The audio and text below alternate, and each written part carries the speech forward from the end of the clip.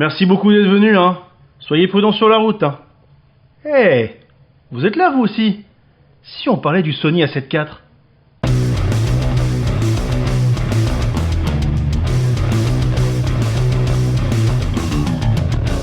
Salut, c'est Ben de Retour d'Expérience. Et aujourd'hui, vidéo dans un décor et un format un petit peu différent. Je vous fais une réaction à chaud, c'est le cas de le dire, sur l'annonce de ce Sony A7 IV qui a été tellement attendu. Pour rappel, le Sony A7 III a déjà presque 4 ans. Il était donc attendu depuis très longtemps. Entre temps, la 7R4, la 7S III et l'Alpha One sont sortis. Et on va débriefer tout ça. Alors si je fais cette vidéo aujourd'hui, c'est parce que j'avais envie de vous donner mon sentiment sur cette annonce. Et surtout parce que je suis très intéressé par votre avis, votre sentiment et vos retours. J'espère que vous mettrez pas mal de commentaires et que vous me donnerez un petit peu votre avis. Les gens qui suivent cette chaîne sont équipés de pas mal de marques et pas mal de types de matériel, du Sony, du Fuji, du Pana, du Nikon, etc. N'hésitez pas à me dire ce que vous en pensez. Alors la grosse question qui se pose, c'est est-ce que ce Sony A7 IV est un game changer? Il est attendu depuis très très longtemps. Les specs qui avaient déjà leaké sur les réseaux sociaux et dans les médias, sur Sony Alpha Rumors, etc., étaient déjà du coup connus et sont intéressantes sans être extraordinaires. Ce qui est à noter principalement, c'est ce nouveau capteur de 33 millions de pixels. Alors cette taille de capteur fait débat, j'ai vu pas mal de commentaires. Il est vrai que 33 millions de pixels, si vous ne sortez pas des photos en 3 mètres par 4, ça n'a pas un intérêt immense. Pour autant, en post-production, ça offre quand même des possibilités de recadrage assez importantes et j'ai tendance à penser que, comme le 24 millions de pixels il y a 4-5 ans, le 33 millions de pixels va devenir le nouveau standard. Notons quand même que c'est Sony qui produit une grande majorité de capteurs pour la plupart des fabricants de boîtiers aujourd'hui. Et s'ils décident d'imposer le 33, il y a de grandes chances que ce format de capteur devienne pérenne pour tout le monde. Autre nouveauté très attendue, cet écran sur rotule qui était apparu sur la 7S III. Tout le monde l'attendait, ça faisait vraiment défaut à la 7 III. Aujourd'hui la 7 IV a enfin cet écran sur rotule. La 4K 60 images secondes, c'est pareil, ça faisait partie des choses un peu incontournables qui manquaient. Un viseur amélioré. L'implémentation de ces petites cartes CF Express type A de chez Sony, alors même si sur le port double SD, il y en a un seul qui peut accueillir ces CF Express nouvelle génération, c'est dur à dire CF Express, mais c'est quand même plutôt bien de l'intégrer sur ce boîtier. La nouvelle petite molette qui permet le changement de mode, le petit clin d'œil clairement inspiré de chez Fujifilm avec le X-T4 qui avait déjà mis en place ce système là.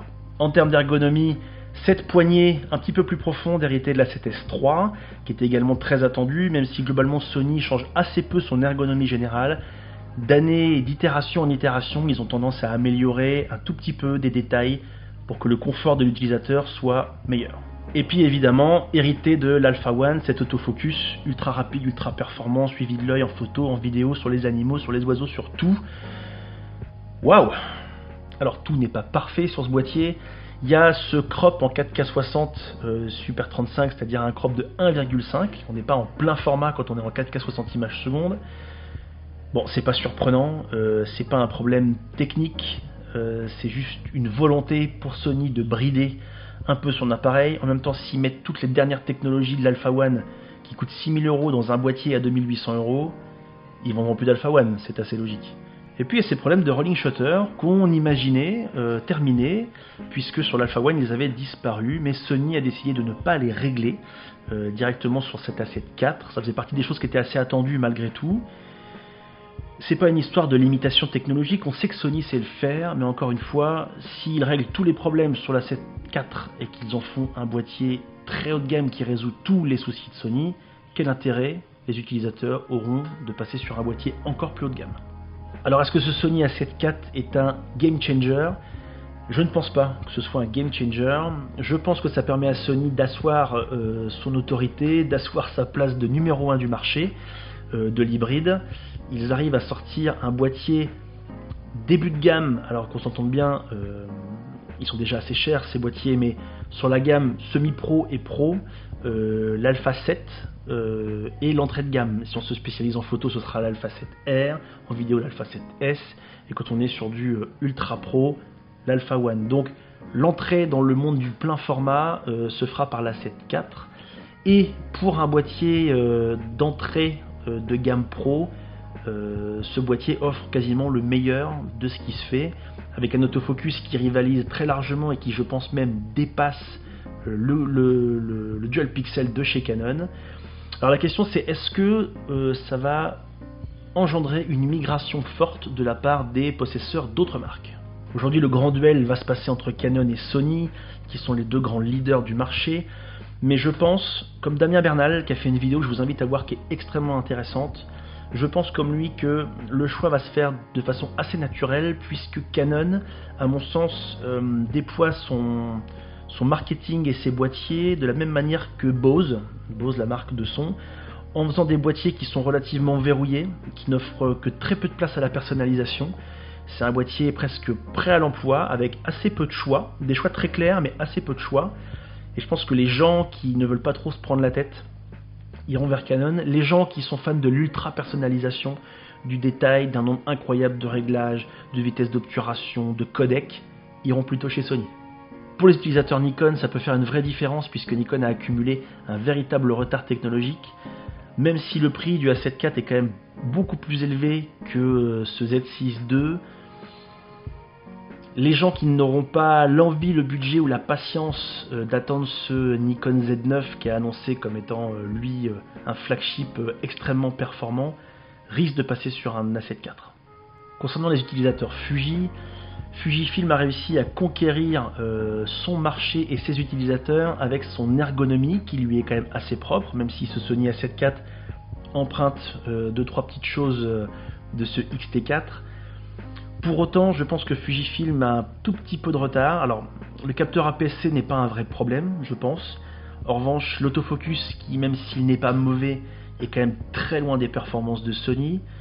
On ne peut qu'espérer qu'un X-T5 arrivera à remonter d'un cran et pourra convaincre les possesseurs de Fuji. Le développement du parc optique aussi fera une différence, puisque même si Fujifilm a tendance à sortir de nouvelles optiques avec de nouveaux moteurs autofocus, beaucoup de corrections au niveau des aberrations chromatiques, etc., ils ne le font pas suffisamment vite, et le rouleau compresseur Sony est en train de gagner beaucoup de terrain.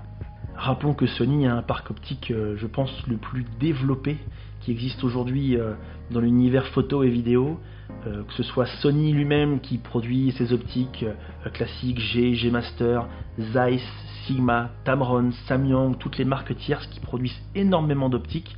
Aujourd'hui, tout le monde peut se fournir une optique, tout le monde peut trouver une optique qui lui convient, au budget qui lui convient, et globalement, l'offre est ultra qualitative. Là où l'arrivée d'un Alpha 7 IV peut réellement changer quelque chose, je pense que c'est pour les utilisateurs Panasonic. Malheureusement, les utilisateurs Panasonic aujourd'hui sont en attente d'un GH6 qui n'arrive pas, qui devrait être annoncé dans pas longtemps, mais je pense qu'il y a déjà 1 an de retard. Je ne sais pas ce qui va sortir de ce GH6, mais je pense qu'il sera déjà un petit peu trop tard. Même si effectivement Lumix a sorti des capteurs plein format, cet autofocus diabolique qui n'arrive pas à performer, qui n'est pas suffisant, devient un réel handicap. Alors personnellement, je reste convaincu que Panasonic est la marque qui a tout compris de l'ergonomie, que ce soit de l'ergonomie physique, l'ergonomie logicielle, la personnalisation, les menus, les couleurs, tout ça est fantastique. Mais l'autofocus, je pense qu'ils ont investi beaucoup d'argent en recherche et développement, qu'aujourd'hui ils sont pris dans quelque chose dont ils n'arrivent pas à sortir, et je pense que cet autofocus perdra Panasonic. Et ce qui manquait au A7 III il y a encore pas si longtemps, c'était cette 4K 60 images secondes. Et là aujourd'hui, Sony sort un boîtier avec un écran sur rotule, comme les GH5, comme les S5, avec un autofocus ultra performant, avec une batterie qui tient réellement la route, avec des couleurs qui ont été améliorées, puisque le Alpha 7 IV dispose du S-Cinetone, qui est quand même une super colorimétrie. Je vous invite à aller voir un peu les tests, c'est vraiment top.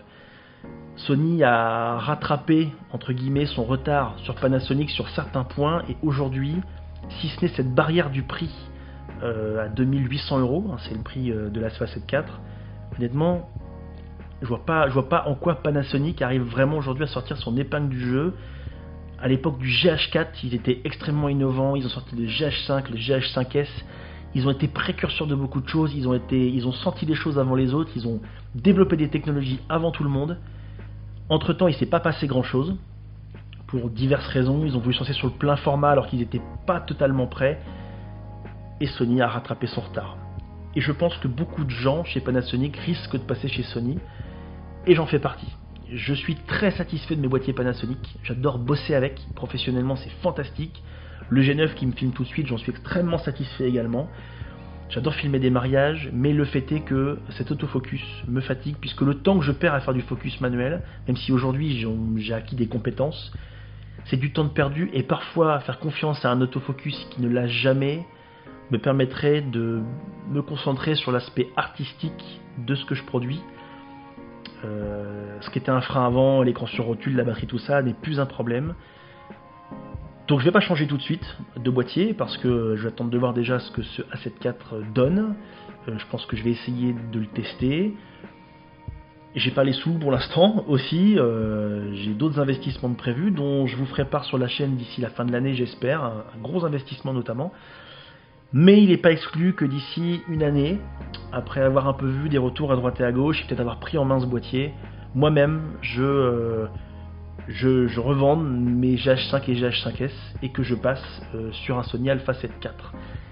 Et j'ai tendance à croire que pas mal de gens risquent de le faire. Le seul truc bloquant étant le prix, et je pense pas que le prix va beaucoup baisser. L'Alpha 7 III est sorti il y a presque 4 ans à 2400 €. Aujourd'hui, on le trouve à 2200, 2250 €. Ils n'ont pas baissé le prix, il y a très peu d'offres promotionnelles. Pourquoi ? Parce qu'ils le vendent super bien et ils auraient tort de baisser le prix d'un boîtier qu'ils vendent encore par palette. Donc le prix va rester un plafond de verre, une barrière que les gens auront du mal à franchir.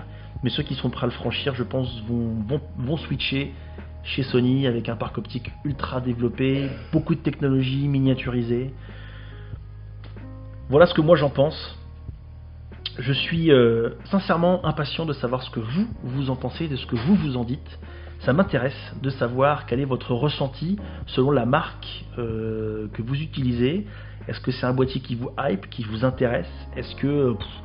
à voir, peut-être aussi que vous êtes un peu comme moi, à attendre de voir comment la concurrence va contre-attaquer. Je sais que Sigma, des rumeurs qu'on peut voir, prépare un peu des optiques pour Fujifilm, ce qui peut un petit peu changer la donne. J'espère que Fujifilm va sortir un X-T5 avec un autofocus qui va envoyer. Panasonic, j'attends le GH6, mais je crois que malheureusement, c'est un petit peu tard. Donnez-moi vos retours, donnez-moi votre avis. Ne soyez pas véhément, ne vous battez pas pour votre marque à tout prix. Il n'y a pas de marque, c'est pas la marque, on s'en fiche, c'est pas la marque qui compte. C'est le plaisir à utiliser son matériel qui compte. Donc, il n'y a pas de soniste, il n'y a pas de fugiste, il n'y a pas de canoniste, on s'en fout. Donnez-moi votre retour, donnez-moi votre avis, vos sentiments. On en discute en commentaire. Si vous débarquez, regardez un petit peu mon contenu, petit pouce bleu, abonnez-vous, tout ça.